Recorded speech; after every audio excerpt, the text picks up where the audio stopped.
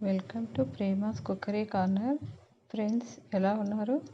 చాలా రోజుల తర్వాత నేను మజ్జిగ మిరపకాయలు తయారు చేసే విధానం చూపించబోతున్నాను.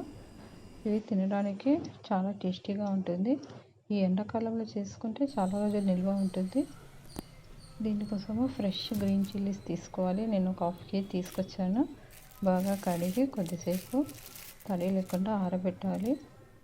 ఏమైనా పుచ్చులు ఉంటే తీసివేయాలి. దీన్ని బటర్ మిల్క్లో మజ్జిగలో ఒక 3 days ఓవర్ నైట్ నానబెట్టాలి. మార్నింగ్ తీసి ఎండలో ఎండబెట్టాలి. అలా ఒక 3 days చేసిన తర్వాత మజ్జిగలో బాగా నానిపోతుంది. వాము పొడి, జీలకర్ర పొడి, కొద్దిగా సాల్ట్ కూడా వేయాలి, మర్చిపోద్దండి.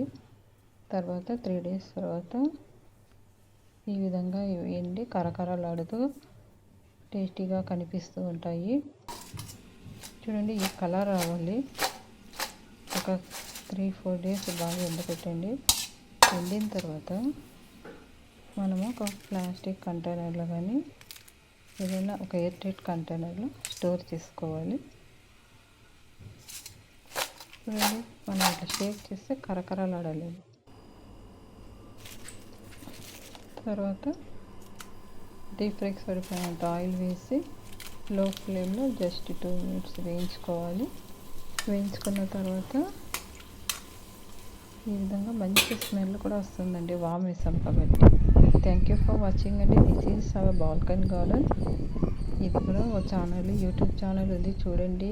My smart balcony garden. Thank you very much.